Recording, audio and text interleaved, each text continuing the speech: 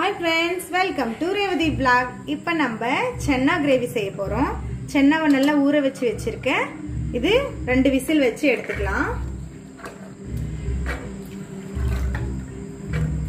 Neil உப்பு போட்டு தண்ணி போட்டுக்கலாம்.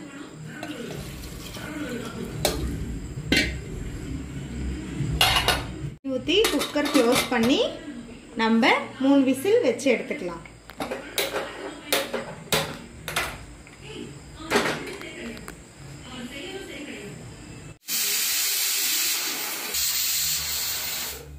Hi friends, இப்போ 3 விசில் வந்தாச்சு. நம்ம ஒரு மசாலா ரெடி பண்ணிக்கலாம். முந்திரி பருப்பு 6, 2 தக்காளி, குட்டி தக்காளி, ஒரு பெரிய வெங்காயம், தேங்காய்,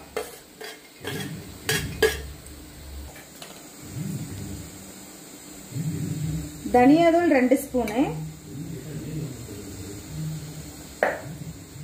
மிளகாய் தூள் 1.5 ஸ்பூன்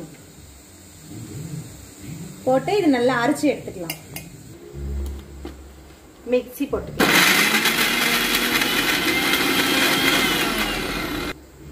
கொஞ்சம் தண்ணி ஊத்திக்கலாம். தண்ணி ஊத்தி அரைச்சுக்கலாம்.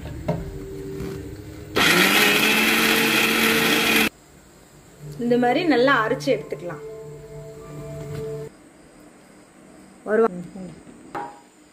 ஒரு வாணல் வச்சுக்கலாம். கொஞ்சமா எண்ணெய்,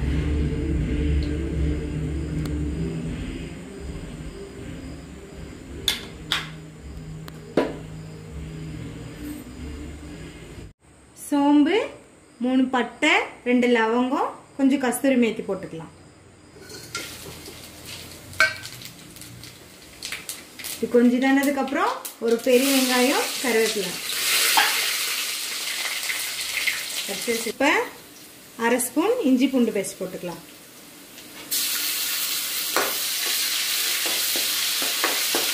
இஞ்சி பூண்டு பேஸ்ட் இல்லைன்னா ஃபர்ஸ்ட் நம்ம மசாலால போட்டு அரைச்சு எடுத்துக்கலாம். இப்ப அரைச்சு வச்சு மசாலாவை போட்டுக்கலாம்.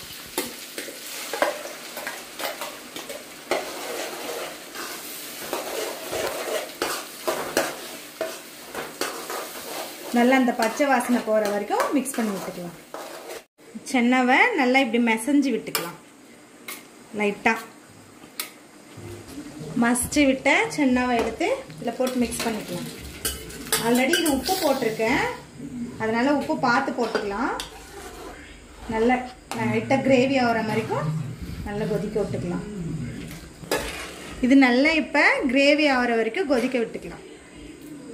நான் உப்பு கம்மியாக போட்டிருக்கேன், அதனால கொஞ்சமாக உப்பு போட்டுக்கலாம். நல்லா கொதிக்க விட்டுக்கலாம்.